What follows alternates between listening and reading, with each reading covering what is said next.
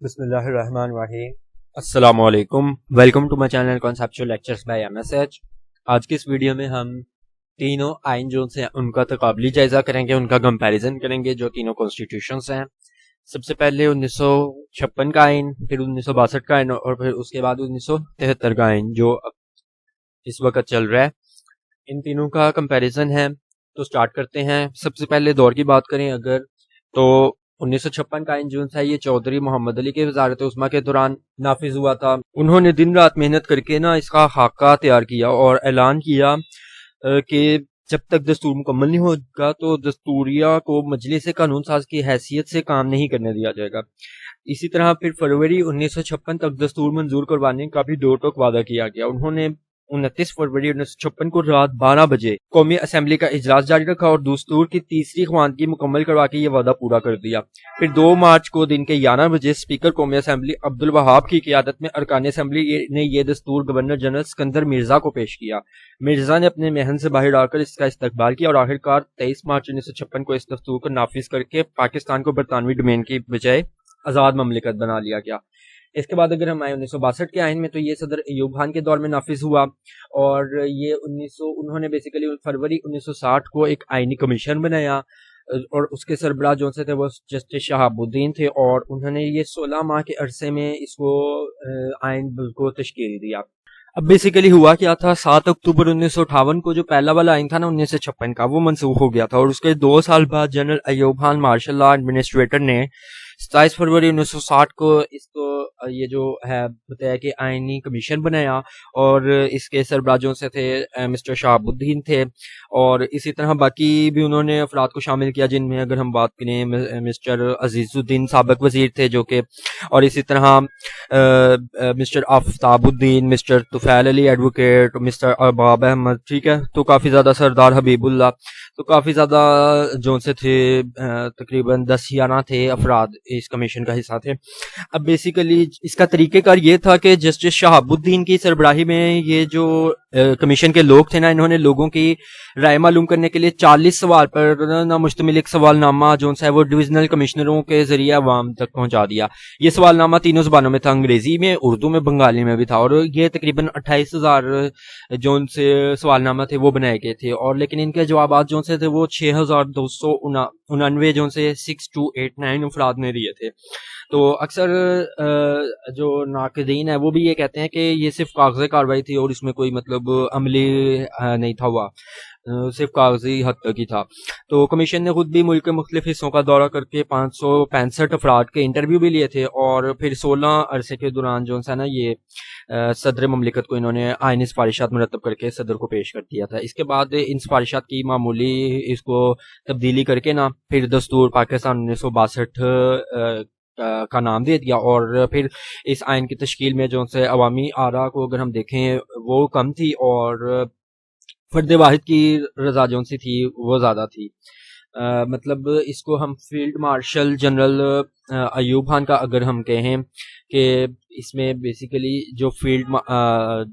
Field marshal فرد واحد کی اگر ہم تخلیق کہیں کہ فیلڈ مارشل محمد ایوب خان نے نافذ کیا تھا تو ان کا ہی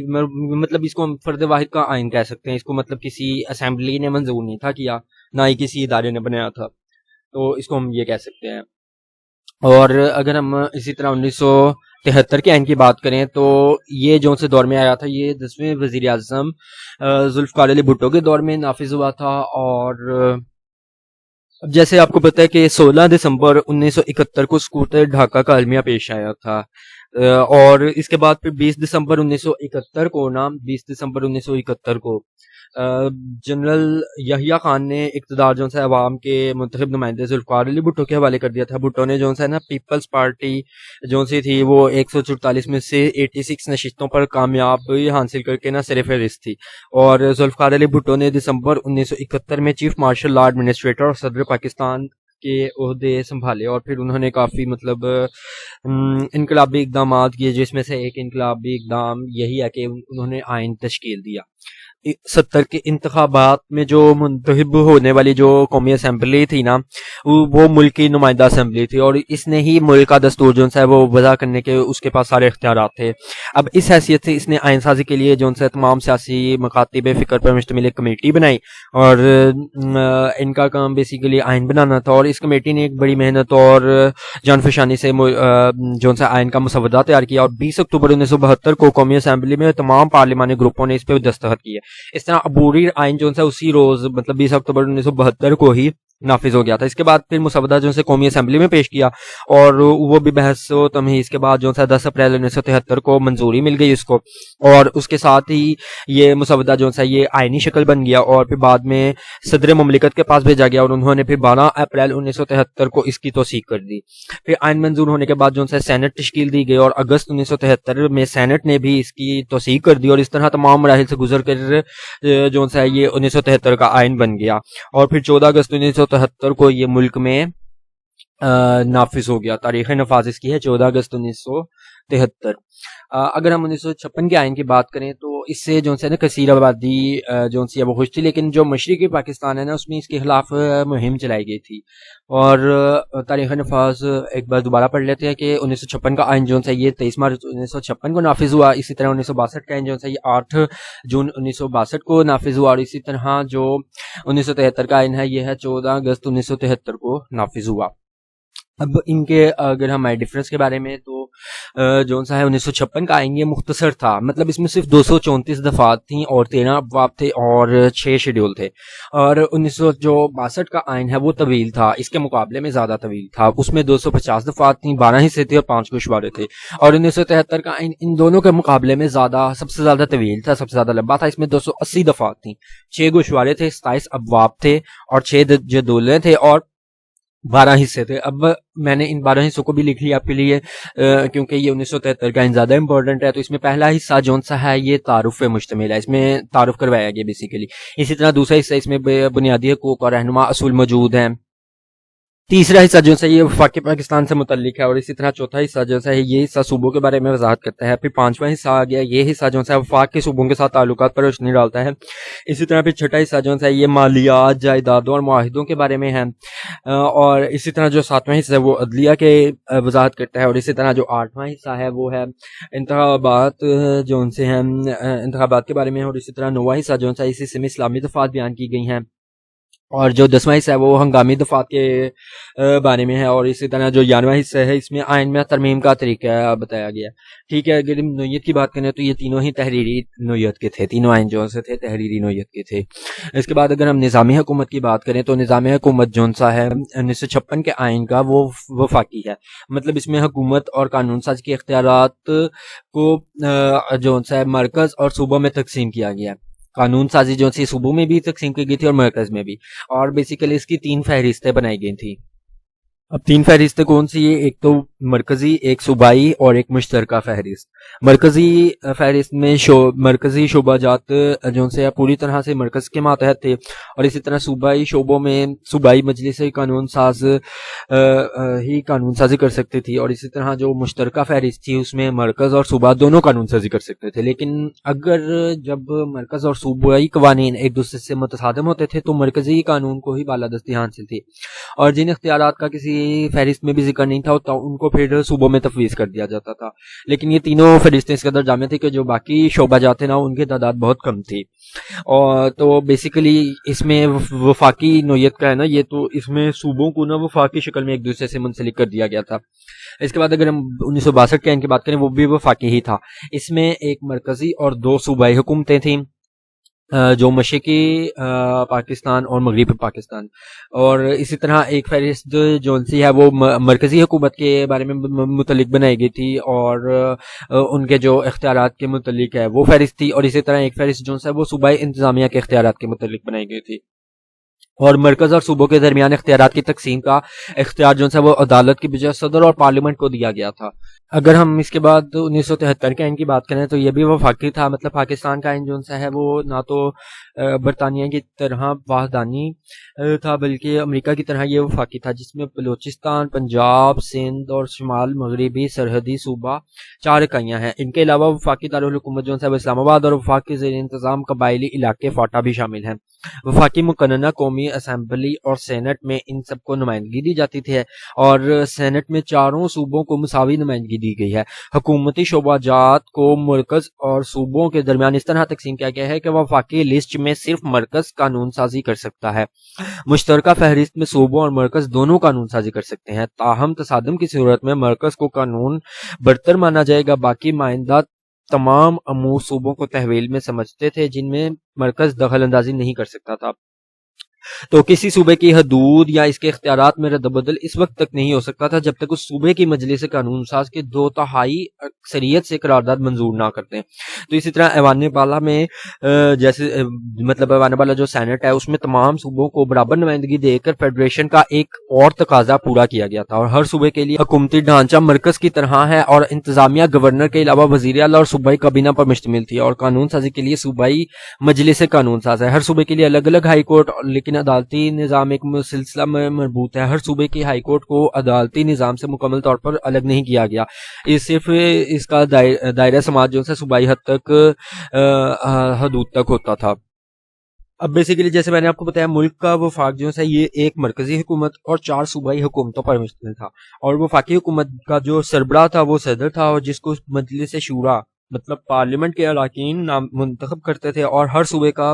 سربراہ گورنر ہوتا تھا، جبکہ صوبائی حکومت کا نظم و نسق ایک وزیر اعلیٰ کے ثبوت تھا جو کہ اپنی کابینہ کی مدد سے حکومت کا انتظام و انصرام کرتا تھا۔ اس کے بعد اگر ہم نظام حکومت کے بعد اگر ہم طرز حکومت پر آئیں تو طرز حکومت جو ہے 1956 کے آئین کا یہ پارلیمانی تھا، مطلب اس میں سربراہ ریاست جو ہے وہ صدر تھا، حکومتی سربراہ جو ہے وہ وزیر اعظم تھا، اور کابینہ مقننہ کے سامنے جواب دہ تھی، اور جو صدر اور گورنر اپنے اختیارات تھے وہ پارلیمنٹ اور کابینہ کے ذریعے استعمال کرتے تھے۔ اسی طرح اگر ہم 1962 کے آئین کی بات کریں تو یہ صدارتی تھا، یہ آپ نے ڈفرنس یاد کرنا ہے، باقی دونوں جو سے تھے وہ پارلیمانی تھے، جبکہ 1962 کا آئین وہ صدارتی تھا۔ اس میں صدر کو سربراہ حکومت کہا گیا تھا، اور جو کہ مقننہ کے سامنے جواب دہ نہیں تھا۔ صدارتی کابینہ کے اراکین جو سے مقننہ کی کارروائی میں بھی حصہ لے سکتے تھے، اور صدر کا انتخاب جو ہے وہ رائے دہندگی کی بنیاد پر ہوتا تھا اور 5 سال کے لیے ہوتا تھا۔ اب جو قومی اسمبلی کے 1/3 اراکین ہیں وہ برطرفی کا نوٹس دے سکتے تھے، اور اسی طرح 3/4 ووٹوں سے اس کے خلاف قرارداد بھی منظور کروا سکتے تھے، لیکن اس میں صدر کو بے تحاشا اختیارات دے دیے گئے تھے، جیسے انتظامی، مقننہ، قانون سازی، مالیاتی، عدالتی، فوجی، آئینی اداروں کی تشکیل، یہ سارے اختیارات جو تھے صدر کو تھے، جیسے میں آپ کو پہلے بھی بتا سکوں کہ یہ فرد واحد کی تخلیق ہے، اس میں کوئی آئینی ادارہ جو ہے وہ شامل نہیں تھا۔ اس کے بعد اگر ہم 1973 کا آئین کی بات کریں تو یہ پارلیمانی طرز حکومت تھا، مطلب اس کا میں انتظامیہ کا جو سربراہ تھا وہ وزیر اعظم تھا، اور تمام اس کو اختیارات حاصل تھے، اور وہ پارلیمنٹ کے سامنے جو سا وزیر اعظم پارلیمنٹ کے سامنے جواب دہ تھا، اور اس کے خلاف کسی بھی وقت عدم اعتماد ہو سکتا ہے وزیر اعظم کے خلاف، اور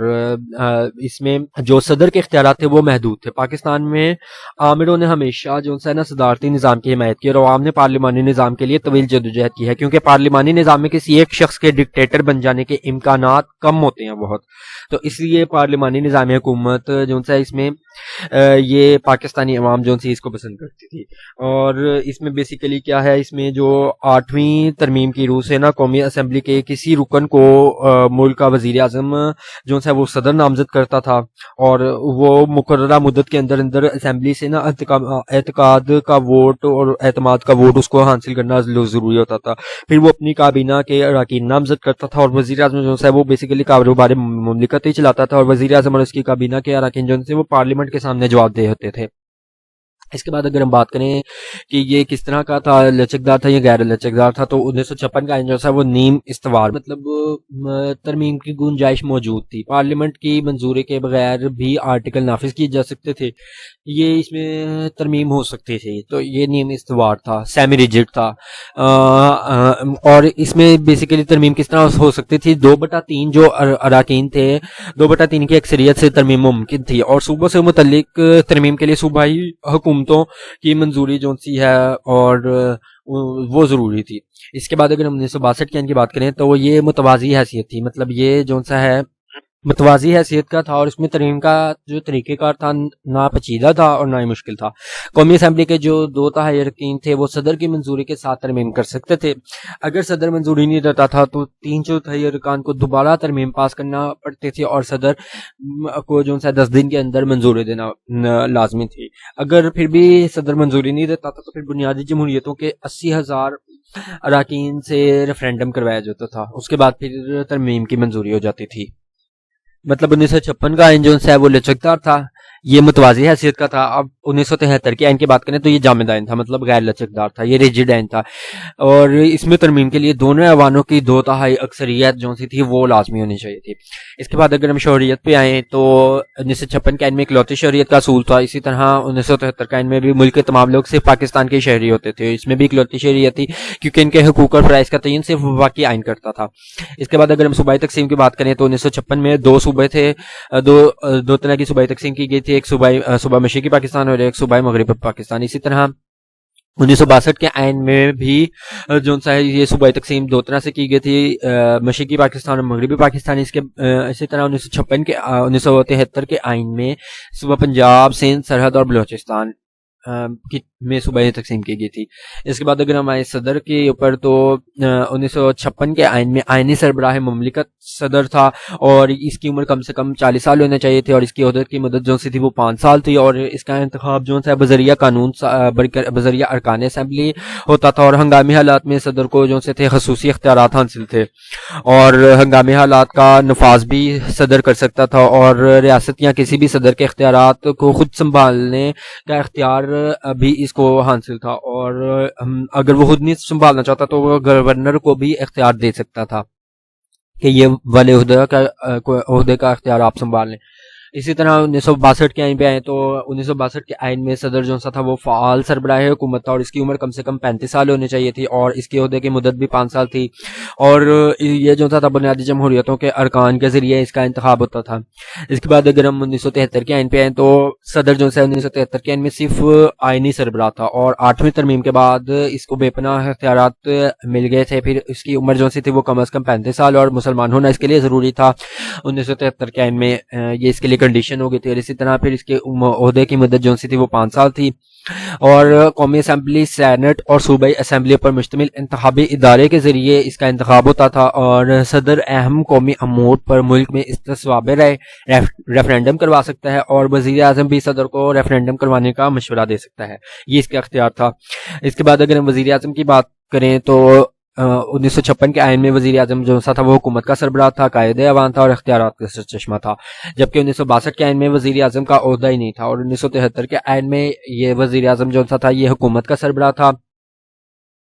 حکومت کا سربراہ ہونے کے بعد پھر صدر جو ہے انتخابات کے 3 دن بعد قومی اسمبلی کا اجلاس طلب کر کے وزیر اعظم نامزد کرتا تھا، اور 8ویں ترمیم اس میں جب ہوئی تو اس کے بعد یہ بالکل ہی صدر کے رحم و کرم پر آ گیا، اور یہ جو ہے یہ قائد ایوان ہے 1973 میں بھی، اور یہ جو ہے اختیارات کا سرچشمہ تھا۔ اب اس کے لیے جو شرائط تھیں وہ یہ تھیں کہ یہ مسلمان ہونا چاہیے، اور حضرت محمد صلی اللہ علیہ وسلم کو آخری نبی ہونے پر یقین رکھتا ہوا، پاکستان کے شہری ہو، اس کی عمر کم سے کم 40 سال ہو اور 40 سال سے کم نہیں ہونی چاہیے، اور قومی اسمبلی کا رکن ہو، اور حکومت کے کسی منافع بخش عہدے پر بھی فائز نہیں ہونا چاہیے۔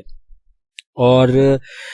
بیسیکلی اس کو جو ہے انتخاب اس کا ایسے ہوتا تھا کہ صدر جو ہے میں اب جیسے بتا چکا ہوں کہ قومی اسمبلی کا اجلاس طلب کر کے کسی رکن کو وزیر اعظم نامزد کرتا تھا، اور اس کے بعد وزیر اعظم جو ہے قومی اسمبلی سے اعتقاد کا ووٹ بھی حاصل کرنا اس کے لیے ضروری ہوتا تھا، اور اس کے عہدے کی مدت جو تھی 5 سال تھی، اور کوئی بھی شخص 2 بار سے زیادہ جو ہے وزیر اعظم منتخب نہیں ہو سکتا، اور اس کی جو مقررہ میعاد سے پہلے قومی اسمبلی تحریک عدم اعتماد کے ذریعے وزیر اعظم کو برطرف کر سکتی تھی۔ اسی طرح صدر بھی اسمبلی توڑنے اور وزیر اعظم کو ہٹانے کا اختیار رکھتا تھا، اور اس کے بعد اس کو جو ہے اپنے انتخاب کے بعد وزیر اعظم ایک تقریب کے سامنے اپنے عہدے کا حلف اٹھاتا تھا، جس کے مطابق وہ مسلمان ہونے، حضور اکرم صلی اللہ علیہ وسلم کے آخری نبی ہونے، مسلمان سے پاکستان سے وفادار رہنے کا عہد کرتا تھا، اور ذاتی مفاد پر قومی مفاد کو ترجیح دینے کا اعلان کرتا تھا۔ اب اس کے اختیارات کی بات کریں اگر ہم، تو اس کے اختیارات کا سرچشمہ تھا یہ تو کس طرح تھا کہ یہ کابینہ کی تشکیل اور اس کی سربراہی کر سکتا تھا، یہ حکومت کا سربراہ ہوتا تھا، قانون سازی کر سکتا تھا، یہ قائد ایوان تھا مطلب ضرورت کے مطابق وہ اسمبلی کا اجلاس طلب کرتا تھا اور اہم قومی امور پر اسمبلی سے قراردادیں منظور کروا سکتا تھا، اور حکومتی معاملات کو اچھے طریقے سے سر انجام دینے کے لیے اسمبلی میں قائد حزب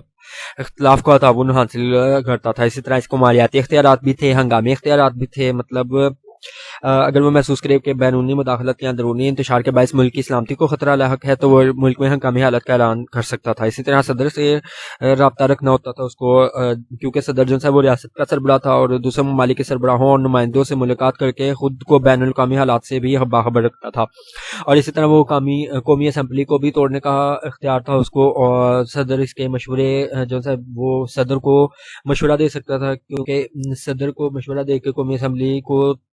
توڑنے کا مشورہ دے سکتا تھا۔ صدر اس کے مشورے کا پابند ہے، ورنہ مشورہ دینے کے بعد 48 گھنٹے کے اندر اندر قومی اسمبلی خود بخود ٹوٹ جاتی تھی۔ اور اسی طرح پھر وزیر اعظم جو ہے مندرجہ ذیل سرکاری عہدوں کی تقرری کی سفارش کر سکتا تھا، مطلب کہ بری بحری اور فضائی افواج کے سربراہان، اسی طرح ہائی کورٹ کے جج، آڈیٹر جنرل، اسلامی مشاورتی کونسل کے اراکین، دوسرے ممالک کے میں پاکستانی سفیر، تمام صوبائی گورنروں، attorney general, chief election commissioner, قومی مالیاتی کمیشن کے اراکین وغیرہ، ان کے جو وزیر اعظم ہے صدر سے ان عہدوں کی تقرری کی سفارش کرتا ہے۔ اور اسی طرح اس کا یہ بھی ایک اختیار ہے اور فرض ہے کہ قانون کا نفاذ کرنا، جو ہے قانون نافذ کرنا، کہ قانون سازی کرنا اور ان قوانین کو ملک میں نافذ کرنا جو ہے وہ اسی طرح انتظامیہ کی جس طرح ذمہ داری ہے۔ تو چونکہ وزیر اعظم جو ہے ریاست کا سربراہ، اس لیے وہ قوانین نفاذ کرنے کا اہتمام کرتا ہے۔ اسی طرح پھر اعزازات اور القابات کو تقسیم کرنا، کہ اگر کوئی اہم شخصیت ہے ان کو قومی خدمات کے عوض اعزازات دینے کی سفارش صدر سے کر سکتا تھا، اور صدر اس کے فیصلوں کا پابند ہوتا تھا۔ اس کے بعد اگر ہم بات کریں کہ حتمی انتظامی اختیارات کس کے پاس تھے، تو وہ 1956 کے آئین میں صدر مملکت کے پاس تھے، 1962 کے آئین میں بھی صدر مملکت کے پاس تھے، لیکن 1973 کے آئین میں یہ وزیر اعظم کے پاس آ گئے۔ اس کے بعد اگر ہم وفاقی کابینہ کی بات کریں تو وفاقی کابینہ کے ارکان کی جو نامزدگی کرتا تھا 1956 میں وہ وزیر اعظم کرتا تھا، اور 1962 میں وہ صدر کرتا تھا، اور 1973 میں دوبارہ سے پھر وزیر اعظم کابینہ تشکیل دیتا تھا اس کے اراکین کی نامزدگی کر کے۔ اگر ہم ایوانوں کی بات کریں تو جو ہے 1956 کے آئین میں وفاقی پارلیمنٹ جو کہ قانون سازی کرتی ہے، اور وفاقی پارلیمنٹ جس کا دوسرا جس کو ہم ایوان بھی کہہ سکتے ہیں، تو یہ دو ایوانوں پر ایک ایوان پر مشتمل تھی، یہ ایوانی تھی 1956 کے آئین میں، جس میں صرف قومی اسمبلی شامل تھی۔ اسی طرح 1962 کے آئین میں بھی وفاقی پارلیمنٹ تھی وہ یک ایوانی تھی، ایک ہی ایوان پر مشتمل تھی جو کہ قومی اسمبلی تھی، جبکہ 1973 کے آئین میں یہ دو ایوانی تھی، اور اس میں ایوان بالا اور ایوان زیریں قومی اسمبلی اور سینٹ جو سے ہیں وہ شامل تھے۔ اگر ہم اس کے اراکین کی تعداد دیکھیں تو 1956 کے آئین میں جو اس کے اراکین کی تعداد تھی وہ 300 اراکین پر مشتمل تھی، جس میں 150 مشرقی پاکستان اور 150 مغربی پاکستان میں سے تھے، اور اسی طرح خواتین کے لیے بھی 10 سیٹوں کو مختص کیا گیا تھا۔ اور 1962 کے آئین میں جو 156 عام نشستیں تھیں جو کہ آدھی مشرقی پاکستان اور آدھی مغربی پاکستان میں تھی، لیکن بعد میں یہ 218 ہو گئی تھیں، اور کورم جو اس کا کم از کم 40 سال تھا، اور قانون سازی کے علاوہ مالیاتی علامانہ اور ہنگامی حالات کے متعلق جو سے تھے اس کو اختیارات حاصل تھے وفاقی پارلیمنٹ کو۔ اور اسی طرح پھر 1973 کے آئین میں اگر ہم بات کریں تو اس میں ابتدا میں جو سی تھی 200 نشستیں تھیں، لیکن بعد میں 207 کر دی گئیں۔ اور جو سی اسی طرح سینٹ کی بات کریں، سینٹ کی پہلے 63 نشستیں تھیں اور بعد میں 68 کر دی گئیں۔ اور اس کی 1956 کے آئین میں جو وفاقی پارلیمنٹ اور ایوان کی جو مدت تھی وہ 5 سال تھی، اسی طرح 1962 کے آئین میں بھی اس کی مدت 5 سال تھی، جبکہ 1973 کے آئین میں قومی اسمبلی کی مدت جو سی تھی وہ 5 سال تھی، اور سینٹ کی مدت جو سی تھی وہ 6 سال کی تھی۔ اور اس میں ترمیم کا طریقے کی بات کریں تو 1956 کا آئین جو ہے اس میں 2/3 اکثریت سے ترمیم ممکن تھی، اور 1962 کے آئین میں بھی 2/3 کی اکثریت سے ممکن تھی، اور اسی طرح 1973 کے آئین میں قومی اسمبلی کی 2/3 اور سینٹ کی سادہ اکثریت سے ممکن تھی۔ اگر ہم صوبائی نظام حکومت کی بات کریں تو 1956 میں وفاقی حکومت کی طرز پر تھا صوبائی نظام حکومت، اور ہر پارلیمانی وفاقی حکومت کی طرز پر جو سا پارلیمانی نظام حکومت قائم تھا، اور 2 صوبائی حکومتیں مشرقی اور مغربی، گورنر اور جن کی تقرری جو سا تھا وہ صدر پاکستان کرتا تھا اور وہ صوبے کا سربراہ ہوتا تھا، اور اسی طرح وزیر اعلیٰ جو سا تھا وہ صوبے کا انتظامی سربراہ ہوتا تھا، اور صوبائی اسمبلی کے جو ممبران کی تعداد تھی وہ 300 تھی، جس میں 10 خواتین کی نشستیں تھیں۔ اسی طرح اگر ہم 1962 کے آئین کی بات کریں تو اس میں وفاقی حکومت کی طرز پر صدارتی اصول اور صوبائی حکومت کا جو سربراہ تھا وہ گورنر تھا، اس کی بھی تقرری جو ہے وہ صدر پاکستان کرتا تھا۔ اسی طرح اگر ہم 1973 کے آئین کی بات کریں تو اس میں جو وفاقی حکومت کے خطوط پر پارلیمانی نظام حکومت قائم تھا، جو کہ ہم پہلے ہی ڈسکس کر چکے ہیں۔ اس کے بعد اگر ہم بات کریں کہ صوبائی گورنر، تو 1956 کے آئین کے مطابق صدر کو صوبائی گورنر مقرر کرنے اور تبدیل کرنے کا اختیار حاصل تھا، اور گورنر جو ہے وہ صوبے میں حکومت کا سربراہ ہوتا تھا، جبکہ وزیر اعلیٰ جو ہے وہ انتظامیہ کا سربراہ ہوتا تھا، اور یہ جو ہے بوقت ضرورت جو ہے گورنر انتظامیہ کے اختیارات استعمال کرنے کا مجاز ہوتا تھا۔ اسی طرح 1962 کے آئین میں صدر جو ہے مملکت کو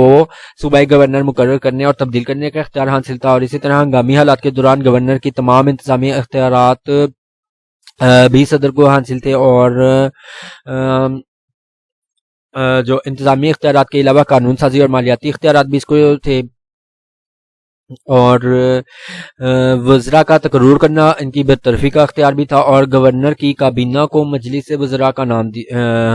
کے نام تھی۔ اور اسی طرح پھر 1973 کے آئین کی بات کریں تو اس میں صدر کی صوبائی گورنر مقرر کرنے تبدیل کرنے کے اختیار حاصل تھے، اور اسی طرح ہنگامی حالات کے دوران گورنر جو ہے صدر کے اعمال پر اختیارات استعمال کرے گا۔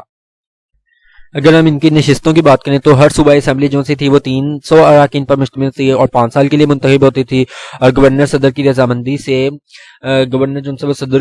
سے اسمبلی برخاست کرنے کا مجاز تھا۔ اسی طرح 1962 کے آئین میں ہر صوبائی اسمبلی جو تھی 155 اراکین پر مشتمل تھی، اور جس میں 5 خواتین نشستیں تھیں، اور یہ بھی 5 سال کے لیے منتخب ہوتی تھی، اور گورنر جو ہے اس میں بھی صدر کے مشورے سے اسمبلی برخاست کر سکتا تھا۔ 1973 کے آئین کی بات کریں تو اس میں صوبہ پنجاب کی اسمبلی کی کل نشستوں کی تعداد جنسی تھی 260 تھی، سندھ کی اسمبلی کی 114 تھی، سرحد کی اسمبلی کی 87 تھی، بلوچستان کی اسمبلی کی کل نشستیں جو تھی 45 تھیں، اور اسی طرح ہر اسمبلی کی جو مدت تھی وہ 5 سال تھی۔ اس کے بعد اگر ہم عدلیہ کی بات کریں تو عدلیہ جو ہے 1956 کے آئین میں ملک میں نچلی سطح پر دیوانی عدالتیں جس میں دولت اور جائیداد وغیرہ، اور اسی طرح فوجداری عدالتیں جس میں چوری ڈکیتی قتل وغیرہ کے کیس آتے تھے، اور اسی طرح صوبائی سطح پر ایک ہائی کورٹ تھی اور قومی سطح پر ایک سپریم کورٹ تھی۔ تمام ججوں کے لیے پاکستانی کا شہری ہونا لازمی تھا، اور ہائی کورٹ کا جج بننے کے لیے بطور ایڈوکیٹ کم سے کم 10 سال کا تجربہ ہونا چاہیے، اور اس کا جج جو ہے وہ جسٹس کی مشاورت سے صدر کرتا تھا، اور اسی طرح سپریم کورٹ کا جج بننے کے لیے چیف جسٹس کی سپریم کورٹ کا جج بننے کے لیے یہ ہائی کورٹ کے جج کے طور پر 5 سال کا تجربہ ہونا چاہیے، اور اس کی جو تقرری تھی وہ چیف جسٹس جو صدر کے مشورے سے کرتا تھا۔ اسی طرح 1962 کے آئین میں جو ہے ملک کی نچلی سطح پر دیوانی اور فوجداری عدالتیں قائم تھیں، اور صوبائی سطح پر ایک ہائی کورٹ اور قومی سطح پر سپریم کورٹ تھی۔ تمام ججوں کے لیے اس میں بھی پاکستانی شہری ہونا لازمی تھا، اور ہائی کورٹ کا جج کی تقرری جو ہے گورنر، صدر اور چیف جسٹس مشورے سے کرتے تھے، اور اسی طرح اس کا جج بننے کے لیے ہائی کورٹ کا جج بننے کے لیے بطور ایڈوکیٹ کم از کم 10 سال کا تجربہ، اور اسی طرح سپریم کورٹ کا جج بننے کے لیے ہائی کورٹ کے جج کے طور پر کم سے کم 5 سال کا تجربہ ہونا چاہیے۔ اگر ہم 1973 کے آئین کی بات کریں تو 7ویں حصے میں اس کے جو دفعات نمبر 175 سے 212 تک ہیں، اس میں ملک میں تحصیل اور ضلع کی سطح پر فوجداری عدالتیں قائم کی گئیں، اور ہر صوبے میں ایک ہائی کورٹ تھی، اور دفعہ نمبر 175 جو ہے اس کے مطابق ملک کی اعلیٰ ترین عدالت سپریم کورٹ کو کہا گیا، اور اس کے چیف جسٹس اور جو کہ چیف جسٹس اور دیگر ججوں پر مشتمل تھی، اور اس کی تقرری جو ہے وہ صدر کرتا تھا۔ اس کا کام جو تھا وہ آئین کی تشریح کرنا ہے، اور ماتحت عدالتوں کے فیصلوں کے خلاف اپیلوں کی سماعت کرنا، اور مقدمات کا فیصلہ کرنا، اور قانونی نقطے کی کسی خاص قانونی نقطے کی وضاحت کرنا۔ ہر صوبے میں اس کے بعد ایک ہائی کورٹ کا مشتمل قائم تھی جو کہ اعلیٰ عدالت صوبے کی جو سی اعلیٰ عدالت اور سب سے بڑی عدالت کنسیڈر کی جاتی تھی، اور اس میں بھی چیف جسٹس اور دیگر جج ہوتے تھے، اور جن کی تقرری جو ہے وہ صدر کرتا تھا، اور اس کا کام کیا تھا، اس کے فرائض میں تھا کہ اہم قانونی نکات پر حکومت کو مشورے دینا، اسی طرح مقدمات کے فیصلے کرنا، اور ماتحت عدالتوں کے فیصلوں کے خلاف اپیلوں کی سماعت کرنا۔ اس میں بھی تمام ججوں کے لیے پاکستان کا شہری ہونا لازمی تھا، اور ہائی کورٹ کا جج بننے کے لیے بطور ایڈوکیٹ کم سے کم 10 سال کا تجربہ ہونا چاہیے تھا، اور سپریم کورٹ کا جج بننے کے لیے ہائی کورٹ کے جج کے طور پر 5 سال کا تجربہ ہونا چاہیے تھا۔ اسی طرح دفعہ نمبر نمبر 209 کے تحت سپریم جوڈیشنل کونسل بھی قائم کی گئی. سپریم کورٹ اس کا مقصد جو سا تھا وہ اس کے فرائض جو سے تھے وہ کیا تھے کہ سپریم کورٹ کے چیف جسٹس 2 سینئر ججوں, تمام ہائی کورٹ کے 2 سینئر ججوں پر مشتمل تھی اور تمام عدالتوں کے ججوں کے لیے ضابطۂ اخلاق وضع کرنا اس کا فرض تھا, اور اسی طرح صدر کی سفارش پر کسی جج کے خلاف تحقیقات کرنا بھی اس کے فرائض میں شامل تھا. 1956 کے آئین کی بات کریں تو اس میں قومی اسمبلی کے 2/3 اراکین جو سے تھے جج کو برطرف کر سکتے تھے. 1962 کے آئین میں اعلیٰ عدلیہ کے ججوں کا تقرر جو ہے وہ صدر کرتا تھا, لیکن برطرفی کرنے کا اختیار اس کو نہیں تھا. برطرفی کے لیے اعلیٰ عدالتی کونسل جو تحریک چلا سکتے تھے. اسی طرح 1956 کے آئین میں آزاد عدلیہ, سپریم کورٹ, عدالتیں ہائے عالیہ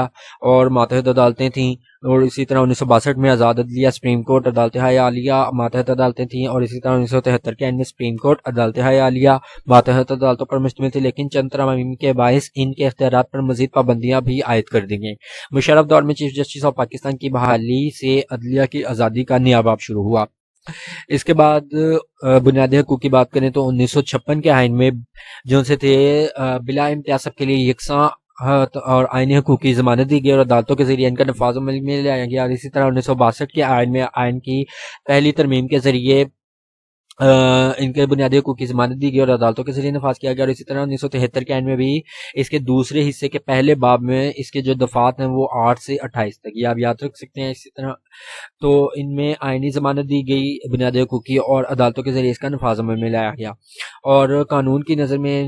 جو سے تھے وہ تمام شہری مساوی درجہ رکھتے تھے, اور ان کے حقوق میں اگر بنیادی حقوق کی بات کریں کون کون سے ہیں, وہ یہ ہے کہ ہر ایک شہری کو تقریر کا حق ہے, نقل و حرکت کا حق ہے, مذہبی آزادی ہے, تجارت کا حق ہے, پیشہ اپنانے کا حق ہے, جائیداد رکھنے کا حق ہے, گرفتاری کے خلاف تحفظ کا حق ہے, اجتماع کا حق ہے, اور غلامی کی ممانعت کا حق ہے, اور میل جول کرنے کا حق ہے. اس کے بعد اگر ہم طرز انتخاب کی بنیاد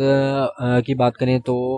1956 کے آئین میں جو سا انتخاب کا طریقہ تھا وہ بالغ رائے دہی کی بنیاد پر ہوتا تھا, اور الیکشن کمیشن کے اختیارات و فرائض کا تعین کیا جاتا تھا, اور الیکشن کمیشن کا تقرر جو ہے وہ صدر 5 سال کے لیے کرتا ہوتا تھا. تو اس میں الیکشن کمیشن جو ہے وہ انتخاب کے لیے قائم کیا گیا تھا. اگر ہم 1962 کے آئین پہ بات کریں تو اس میں بنیادی جمہوریتوں کے اراکین کا انتخاب جو ہے وہ بالغ رائے دہی کی بنیاد پر ہوتا تھا. اب انتخابات کے لیے بنیادی جمہوریتوں کا ایک ادارہ قائم کیا گیا تھا. بنیادی جمہوریتوں کے ارکان جو سے وہ انتخابی ادارے کے طور پہ کام کرتے تھے جی, اور صدر قومی اسمبلی اور صوبائی اسمبلیوں کا چناؤ جو ہے وہ انتخابی ادارہ کرتا تھا. انتخابات کے انعقاد کے لیے ایک الیکشن کمیشن تھا, اور اسی طرح وفاقی سطح پر چیف الیکشن کمشنر کا تقرر جو ہے وہ صدر کی ذمہ داری ہوتا تھا, جو کہ ایک مستقل منصب تھا, اور ہر 5 سال کی بعد جو ہے انتخابات منعقد کروانا تھا. اسی طرح پھر اگر ہم 1973 کے آئین کی بات کریں تو اس میں بالغ رائے دہی کی بنیاد پر مجلس شورا قائم کی گئی, جو کہ قومی اسمبلی اور سینٹ پر مشتمل تھی, اور اس کے اراکین کا انتخاب جو ہے وہ براہ راست انتخابات کے ذریعے ہوتا تھا. اس کے بعد اگر ہم سرکاری ملازم کی بات کریں تو 1956 کے آئین میں سرکاری ملازم کو آئینی تحفظ دیا گیا. اسی طرح 1962 کے آئین میں بھی اس کو آئینی تحفظ دیا گیا, اور 1973 کے آئین میں سرکاری ملازمین کو کے متعلق باب کو آئین سے خارج کر دیا گیا. یہ ڈفرینس ہے. اور اسی طرح پھر سرکاری زبان کے اوپر ہیں تو 1956 میں اردو اور بنگلہ سرکاری زبانیں تھیں, اور 25 سال کے لیے انگریزی بھی دفتری زبان کے طور پر رائج ہوگی, جس کو آہستہ آہستہ 25 سال کے بعد ختم کر دیا جائے گا. 1962 میں بھی اردو اور بنگلہ تھی, اور 1973 کے آئین میں صرف اردو قائم کر دی گئی, اور مگر 15 سال تک جو ہے انگریزی کو بھی دفتری زبان قائم کیا گیا تاکہ وہ آہستہ آہستہ ہم نکال سکیں. اور اس کے بعد خواتین کی اسمبلی میں نشستیں کی بات کریں تو 1956 کے آئین میں بھی تھیں, 1962 کے آئین میں بھی تھیں, اور 1973 کے آئین میں معطل کر دی گئی. لیکن پھر مشرف دور میں 33% نشستیں جو سی تھیں وہ خواتین کو دے دی گئی. 33% نشستیں جو سی ہیں وہ خواتین کی تھی 1973 کے آئین میں. اس کے بعد اگر ہم بات کریں 1956 کے آئین میں تو یہ 1956 کے آئین میں بیسیکلی صوبائی خود مختاری کی بھرپور ضمانت دی گئی تھی, اور مضبوط مرکز کے تقاضوں کو بھی پورا کیا گیا تھا, جبکہ 1973 میں قانون کی حکمرانی کو ترجیح دی گئی تھی. اگر ہم پسماندہ علاقوں کی ترقی کی بات کریں تو 1956 کے آئین میں علاقوں کی مساوی ترقی کے لیے اقدامات کیے گئے تھے, اور اسی طرح 1973 کے آئین میں بھی پسماندہ علاقوں کی ترقی کے جو رہنما اصول تھے وہ موجود تھے. اگر ہم آئینی اداروں کی تشکیل کی بات کریں تو 1956 میں آئینی اداروں کی تشکیل دی گئی, جس میں supreme court, auditor general, public service commission, قومی معاشی کونسل, اسلامی تحقیق و تعلیم کا ادارہ, بین الاقوامی کونسل, یہ ادارے جو ان سے تھے ان کی تشکیل کی گئی۔ اسی طرح اعلیٰ سرکاری ملازمتوں کی بات کریں تو 1956 کے آئین میں ملازمتوں پر تقرر کے لیے پبلک سروس کمیشن وفاق اور صوبوں میں قائم کرنے کا فیصلہ کیا، اور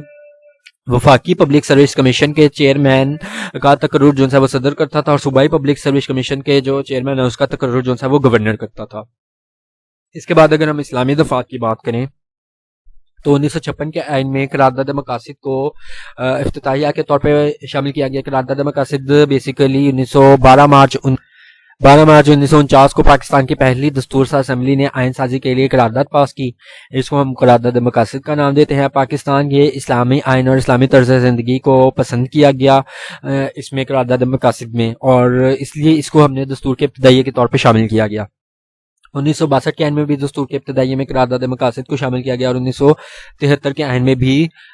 قرارداد مقاصد کو ابتدائیے کے طور پہ شامل کیا گیا۔ اس میں صدر مملکت محمد ضیاء الحق کے دور میں دستور کا باقاعدہ حصہ بنایا گیا، اور افتتاحیہ کی جو پہلی 6 دفعات تھیں وہ قرارداد مقاصد پر مشتمل تھیں، اور اسلامی جمہوریہ پاکستان جو ہے وفاقی جمہوریہ ہوگا جس کا سرکاری مذہب اسلام ہوگا، یہ قرارداد مقاصد میں شامل تھا جس کو افتتاحیہ میں شامل کیا گیا۔ اس کے بعد اگر ہم اسلامی دفعات کی بات کریں تو تینوں آئین میں ملک کا نام جو ہے اسلامی جمہوریہ پاکستان رکھا گیا، جبکہ 1962 میں ایک اگر ہم دیکھیں تو پہلے اس کا نام جو ہے جمہوریہ پاکستان رکھا گیا، بعد میں عوام کے مطالبے پہ اس کو تبدیل کر کے اسلامی جمہوریہ پاکستان رکھ دیا گیا۔ حاکمیت کی بات کریں تو تینوں آئین میں جو ہے اللہ تعالیٰ کی حاکمیت کو تسلیم کیا گیا، اور کہ اللہ تعالیٰ کی حاکمیت ہے اور اقتدار جو ہے اللہ تعالیٰ کی حاکم تسلیم کرتے ہوئے اس کو اللہ تعالیٰ کی امانت کے طور پہ استعمال کریں گے۔ اس کے بعد اگر ہم سرکاری مذہب کی بات کریں تو 1956 کے آئین میں سرکاری مذہب کا ذکر نہیں کیا گیا، اور اسی طرح 1962 کے آئین میں بھی سرکاری مذہب کا ذکر نہیں کیا گیا، جبکہ 1973 کے آئین میں دفعہ نمبر 2 کے مطابق پہلی مرتبہ سرکاری مذہب اسلام کو قرار دیا گیا۔ اس کے بعد اگر ہم سربراہ کے مذہب کی بات کریں تو 1956 کے آئین میں صرف صدر کا مسلمان ہونا ضروری تھا، 1962 کے آئین میں بھی صرف صدر کا مسلمان ہونا ضروری تھا، جبکہ 1973 کے آئین میں صدر کے ساتھ وزیر اعظم کا بھی مسلمان ہونا ضروری تھا۔ صدر اور وزیر اعظم کو اپنے عہدوں کے حلف اٹھاتے ہوئے یہ اعلان کرنا پڑتا تھا، جیسے میں پہلے بتا چکا ہوں کہ اللہ تعالیٰ کی وحدانیت، قرآن اور اس کے آخری نبی حضرت محمد صلی اللہ علیہ وسلم پر اعتقاد رکھتا ہے، اور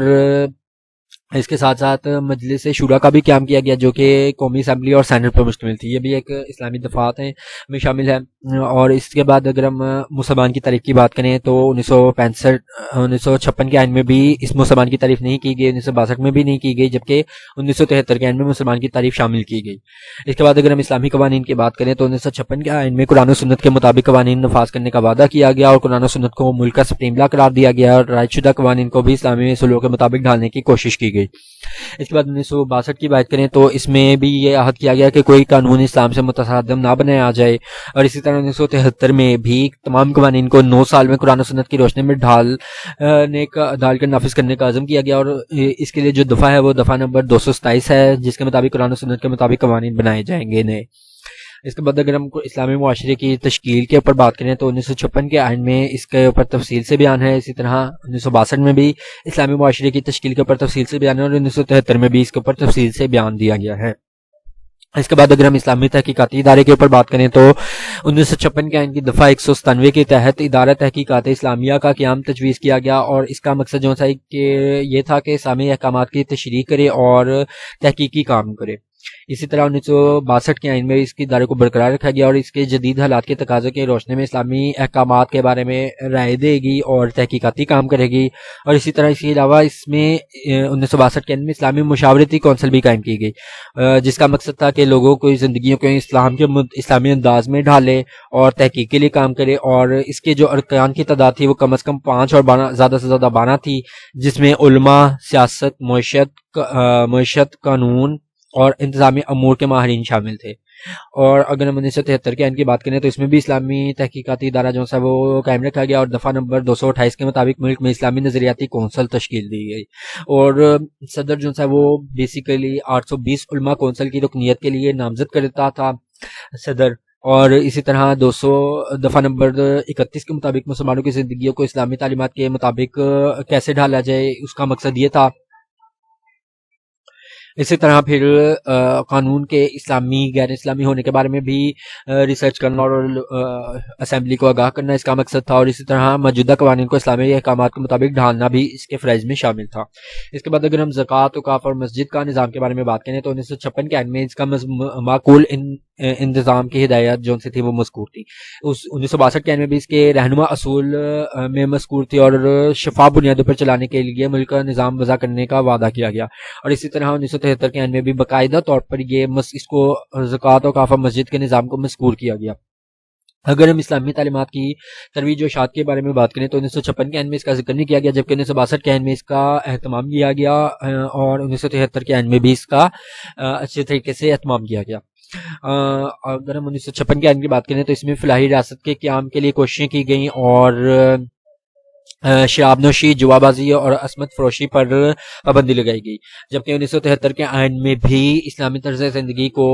اپنانے کے لیے کوششوں پر کا ذکر کیا گیا۔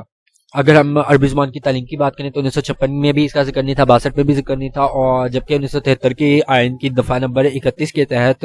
حکومت جو عربی زبان کی تعلیم کے لیے بھرپور کوشش کرے گی۔ اسی طرح اگر ہم ارکان اسمبلی کے اوصاف کے بارے میں بات کریں تو ان دونوں آئین میں اس کا ذکر نہیں تھا، جبکہ 1973 کے آئین کی دفعہ نمبر 62 کے تحت 1985 میں جو ضیاء الحق نے ارکان اسمبلی کے اسلام میں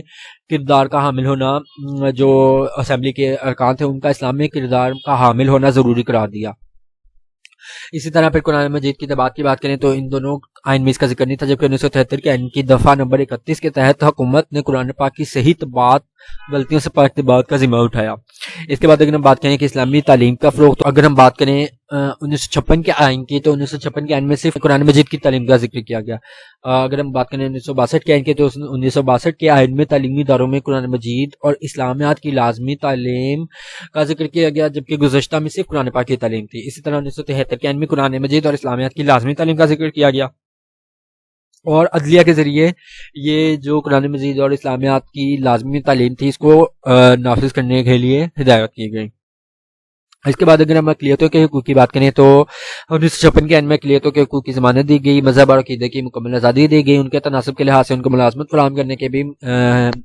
ضمانت دی گئی، اور قومی صوبائی اسمبلی میں نمائندگی کا حق بھی دیا گیا، جبکہ 1962 کے عین میں بھی ان کے حقوق کی ضمانت دی گئی، مکمل مذہبی آزادی بھی دی گئی، اور مسلم عوام کے برابر پاکستانی شہری ہونے کے حقوق بھی دیے گئے۔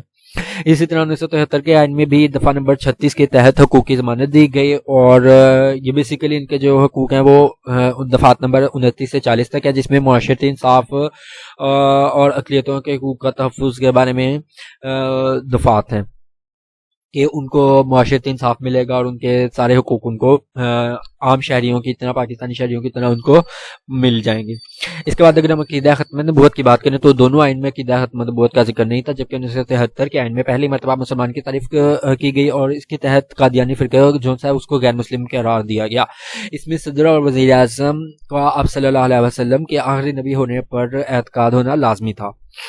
اس کے بعد اگر ہم بات کریں اسلامی ممالک سے خوشگوار تعلقات کی تو 1956 کے عین میں اس کے رہنما اصول کے طور پر مذکور تھا کہ مسلمان ممالک سے برادرانہ تعلقات رکھے جائیں۔ اسی طرح 1956 کے بعد 1962 کے عین میں بھی رہنما اصول کے طور پر مذکور تھا، اور اسی طرح 1973 کے عین میں بھی اس کی دفعہ نمبر 40 میں رہنما اصول کے طور پر مذکور ہے کہ عالم اسلام سے دوستانہ تعلقات قائم کریں۔ اس کے بعد اسلامی اقدار کا تحفظ کی بات کریں تو 1956 کے عین میں اقدار کے تحفظ جو اس کو ریاست کا بنیادی فریضہ قرار دیا گیا تاکہ معاشرتی برائیوں کا خاتمہ کیا جائے اور الہامی تعلیمات پر عمل درآمد کیا جا سکے اور اس کی حوصلہ افزائی کی جا سکے۔ اگر ہم 1973 کے عین کی بات کریں تو اس میں بھی اسلامی اقدار کا تحفظ کے لیے اقدامات کیے گئے۔ اس کے بعد اگر ہم دولت کی مساوی تقسیم کے بارے میں بات کریں تو 1956 کے عین میں مساوی تقسیم کے لیے کاوشیں کرنے کا عہد کیا گیا۔ اگر ہم ناکامی کی بات کریں تو 1956 کا عین جو تھا وہ 7 اکتوبر 1958 کو منسوخ ہو گیا۔ سکندر مرزا نے مارشل لا لگا کے اس کو منسوخ کر دیا، اور 6 مئی 1961 میں پھر ایک کمیشن بنایا گیا تاکہ رپورٹ لی جائے کہ یہ ناکام کیوں ہوا۔ تو اس کی جو وجوہات تھیں وہ یہ تھیں کہ بیسیکلی اس میں قیادت کا فقدان تھا، اور جو سا اس میں صرف عبوری دفعات کو عملی جامہ پہنایا گیا، اور انتخابات کے عمل میں بھی اس میں کافی خامیاں تھی، اور اسی طرح مرکز اور صوبوں میں جو اختیارات کی تقسیم تھی وہ بھی غیر منصفانہ تھی اور صوبائی خود مختاری تھی، جبکہ مرکزی انتظامات تھی، اور اسی طرح مطلب صوبوں کو خود مختاری دے دی گئی اور مرکز کو انتظامات دے دی گئی، تو جو کہ غیر منصفانہ تقسیم تھی۔ اسی طرح پھر ترمیم کی بدولت جو اس میں تھا کہ گورنر کے اختیارات کو کم کر دیا گیا، یہ بھی ایک خامی تھی، اور اسی طرح سیاستدانوں کی دخل اندازی اور نظریاتی کشمکش تھی۔ نظریاتی کشمکش مطلب کہ پاکستان جو سے اسلام کے نام پہ بنا تھا، لیکن جب پاکستان بن گیا تو کچھ لوگ جو سے تھے جو وہ یہ کہہ رہے تھے کہ اب تو پاکستان بن گیا تو اب ہم اس کا نام اسلامی جمہوریہ پاکستان نہیں رکھیں گے، اور اس کا جو ہے آئین وہ بھی ہم ماڈرن وے میں بنائیں گے، تو اس لیے اس کی میں نا نظریاتی کشمکش قائم ہو گئی تھی۔ وہ بھی ایک وجہ تھی اس کے فیل ہونے کی۔ اس طرح پھر اسکندر مرزا کی سازشیں تھیں، سازش ذہنیت تھی کہ وہ اقتدار پہ قبضہ کرنا چاہتا تھا۔ اسی طرح پھر طرز انتخاب کا مسئلہ، اور پھر غیر مؤثر سیاسی جماعتیں تھیں اس وقت، اور اختیارات کا ارتکاز اور اجنبی نظام حکومت، یہ سارے جو سے فیکٹرز تھے اس میں انوالو تھے۔ اس کے بعد اگر ہم 1962 کے آئین کی وجوہات، ناکامی کی وجوہات کی بات کریں تو اس کے لیے یہ تھا کہ صدر کے انتخاب کے لیے بنیادی جمہوریتوں کا نظام بنایا گیا تھا۔ یہ ایک وجہ تھی کہ بنیادی جمہوریتوں کا جو نظام بنایا گیا تھا وہ، اسی طرح پھر جو تھا بنیادی جمہوریتوں کے جو نمائندے تھے وہ بالواسطہ طریقے سے صدر کا انتخاب کرتے تھے، اور یہ جو ان کا طریقہ تھا یہ پاکستانی عوام میں مقبول نہیں ہو سکا تھا، کیونکہ پاکستانی عوام چاہتے تھے کہ وہ انتخاب کرے، جبکہ اس میں 1962 کے آئین میں کیا تھا کہ صدر کا انتخاب جو ہے وہ بنیادی جمہوریتوں کے نظام کے اراکین کرتے تھے، اور اسی طرح یہ پاکستانی عوام میں جو ہے مقبول نہیں تھا، اس لیے ناکام ہوا۔ اور اس میں بیسیکلی عامرانہ دستور تھا، مطلب ایوب خان اور اس کے فوجی ٹولے کی ضروریات کو پیش نظر رکھتے ہوئے ہی مرتب کیا گیا تھا، اور کمیشن کی سفارشات پر عمل کیا گیا، نہ ہی صدارتی کابینہ کی رائے کو اہمیت دی گئی تھی اس میں۔ اور اسی طرح معاشر لا کی پیداوار تھی یہ، اور لامحدود صدارتی اختیارات تھے، یہ بھی ایک وجہ تھی اس کے فیل ہونے کی۔ اور اسی طرح صوبائی امور میں مرکزی مداخلت تھی، یہ بھی ایک وجہ تھی۔ اور اسی طرح بنیادی جمہوریتوں کا نظام تھا یہ، جو کہ ایک بڑی وجہ تھی۔ اور اسی طرح صدر کا بالواسطہ انتخاب، اور اسی طرح قومی زبان کا بھی مسئلہ تھا، یہ بھی ایک ایشو تھا۔ اور یہ قوانین مقننہ تھا، یہ بھی ایک اس کی فیل ہونے کی ریزن تھی۔ اور اسی طرح مشرقی پاکستان کی محرومیاں تھیں اور صوبوں کی جو حق تلفی تھی وہ بھی ایک وجہ بنی۔ کچھ صوبے جو سے تھے وہ سمجھتے تھے کہ ہمیں کم اختیارات دیے گئے ہیں، اور اسی طرح طلبہ برادری کی جو سی تھی وہ بھی بے چینی تھی، بے چینی کی ایک وجہ تھی۔ اور بیوروکریسی کا بھی ایک کردار تھا جو کہ اس میں اس کے فیل ہونے میں مؤثر ہوا۔ اور اسی طرح معاہدہ تاشکند کے اثرات بھی تھے اس میں، اور تحریک جمہوریت کی وجہ سے بھی تھی ایک، اور ایک 1964 کے جو صدارتی انتخابات تھے وہ بھی ایک وجہ تھی۔ اب اگر ہم 1973 کے آئین کی بات کریں تو اس آئین کو منسوخ کرنے کے اقدام کو سنگین غداری قرار دے دیا گیا ہے، مطلب جو اس کو منسوخ کرنے کا اقدام کرے گا وہ سنگین غدار قرار پائے گا۔ تو شکر الحمدللہ کہ یہ اب تک چل رہا ہے۔ باقی اس میں 1973 کے آئین میں ترمیم جو کی گئی وہ 8ویں ترمیم کی گئی، ان کا بھی ذکر آپ پڑھ سکتے ہیں۔ اس میں بیسیکلی جو بنیادی تبدیلیاں کی گئیں، ایک تو دفعہ نمبر 48 میں ترمیم ہوئی کہ اسمبلیوں کی برطرفی کرنے کا صدارتی اختیار جو سا تھا، وہ ترمیم کے بعد یہ ہو گیا کہ صدر کو ملکی اسمبلیاں برطرفی کرنے کا اختیار مل گیا، مگر ایسا کرنے کے بعد اس لیے لازمی تھا کہ وہ بوری حکومت قائم کرے اور 90 روز کے اندر نئے انتخابات کا انعقاد کرے۔ اس کے بعد جو سیکنڈ ترمیم تھی وہ دفعہ نمبر 51 میں تھی کہ ووٹروں کی عمر کی حد میں اضافہ، کہ دفعہ نمبر 51 میں ترمیم کے بعد ووٹروں کی عمر کی حد کو 18 سال سے بڑھا کر 21 سال کر دیا گیا، اور قومی اسمبلی کی نشستوں کی تعداد 200 سے بڑھا کر 207 کر دی گئی۔ اسی طرح دفعہ نمبر 56 میں ترمیم کی گئی کہ پارلیمنٹ کے اجلاسوں سے خطاب کرنے کا جو صدارتی اختیار تھا، کہ دفعہ نمبر 56 میں 3 اضافی دفعات کا اضافہ کیا گیا، جن کی روح سے صدر کو پارلیمنٹ کے اجلاسوں سے خطاب کرنے کا اختیار مل گیا۔ اسی طرح دفعہ نمبر 58 میں ترمیم کی گئی کہ صدر کو اسمبلی برطرف کرنے کا اختیار مل گیا۔ دراصل یہ دفعہ مذکورہ دفعہ نمبر 48 کا ہی ایک تسلسل تھی۔ اسی طرح دفعہ نمبر 59 میں بھی ایک ترمیم کی گئی کہ سینٹ کی نشستوں کی تعداد جو تھی وہ 63 سے بڑھا کر 87 کر دی گئی۔ اسی طرح دفعہ نمبر 60 میں جو ترمیم کی گئی وہ یہ تھی کہ سینٹ کے جو چیئرمین اور ڈپٹی چیئرمین کے عہدے تھے ان کی میعاد جو سی وہ 2 سال سے بڑھا کے 3 سال کر دی گئی۔ اسی طرح دفعہ نمبر 75 میں جو ترمیم کی گئی وہ یہ تھی کہ صدر کو مسودوں میں تصدیق کرنے کے لیے ہدایت کرنے کے لیے جو مدت تھی وہ 7 دن سے بڑھا کر 30 دن تک کر دی گئی. اسی طرح دفعہ نمبر 90 کے مطابق اس میں جو ترمیم کی گئی وہ یہ تھی کہ وفاقی حکومت کے انتظام و انصرام کے اختیارات وزیر اعظم کی بجائے صدر کو تفویض کر دیے گئے. اور دفعہ نمبر 91 میں جو ترمیم کی گئی وہ یہ تھی کہ صدر کو قومی اسمبلی کے اراکین میں سے کسی رکن کو ملک کا وزیر اعظم نامزد کرنے کا اختیار مل گیا تھا. اسی طرح دفعہ نمبر 101 میں جو ترمیم تھی وہ یہ تھی کہ صدر کو پابند کر دیا گیا کہ وہ صوبائی گورنروں کی نامزدگی کرتے وقت وزیر اعظم سے مشورہ لازمی کرے. اسی طرح پھر دفعہ نمبر 105 میں یہ ترمیم کی گئی کہ صوبائی گورنروں کو اختیار دے دیا گیا کہ وہ کابینہ سے اپنی سفارشات پر نظر ثانی کے لیے کہیں. اور ایک ترمیم دفعہ نمبر 106 میں کی گئی کہ جو پچھلی دفعہ نمبر 4 تھی اس میں 2 کے لفظ کی بجائے 3 کا لفظ درج کر دیا گیا. اس کے بعد دفعہ نمبر 116 میں جو ترمیم کی گئی وہ یہ تھی کہ گورنروں کے لیے لازم کر دیا گیا کہ وہ اسمبلی کے منظور کردہ مسودوں کو 30 دن کے اندر اندر منظور کروا لیں. اس کے بعد دفعہ نمبر 130 میں جو ترمیم کی گئی وہ یہ تھی کہ صوبائی گورنروں کو اختیار مل گیا تھا کہ وہ اسمبلی کے کسی رکن کو وزیر اعلیٰ نامزد کر دیں اور یہ اختیار صرف 20 مارچ 1988 تک ہی مؤثر رہا. اس کے بعد دفعہ نمبر 152A میں جو ترمیم کی گئی وہ یہ تھی کہ دفعہ نمبر 152A کو آئین سے ہی ختم کر دیا گیا. اور دفعہ نمبر 270A میں جو ترمیم کی گئی وہ یہ تھی کہ 5 جولائی 1970 سے 13 ستمبر 1985 تک جاری کیے گئے تمام صدارتی فرمانوں، ضابطوں اور ماشاء اللہ کے احکامات کو آئینی تحفظ دے دیا گیا. ویڈیو اچھی لگی ہو تو اس کو لائک ضرور کر دیں اور چینل کو سبسکرائب کر دیں تاکہ نئے آنے والی ویڈیوز کی آپ کو نوٹیفیکیشن مل سکے، اور دوسرے اسٹوڈنٹس کی بھی ہیلپ ہو سکے اس کے لیے لازمی شیئر کر دیں دوسرے اسٹوڈنٹس کے ساتھ. Thank you so much.